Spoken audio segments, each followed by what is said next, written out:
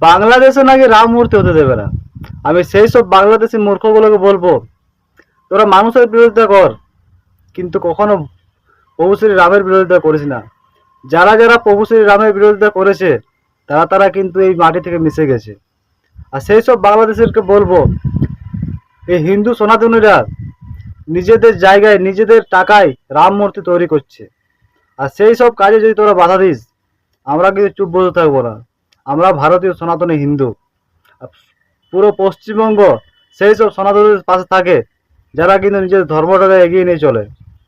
আর তোরা যদি কোনো বাধা সৃষ্টি করিস, আরে সব থেকে বড় প্রবলেম, তোদের রামের নাম শুনলে এত ফাটে কেন ভাই? মানে এটা তো প্রমাণ যে আমাদের ভগবান আজও কিন্তু সবার মনে জীবিত, যাদের নাম শুনলে কিন্তু তোদের ফেটে যায়। তো কমেন্টে সবাই লেখো জয় শ্রীরাম, ঠিক আছে? হর হর মহাদেব, জয় শ্রীরাম।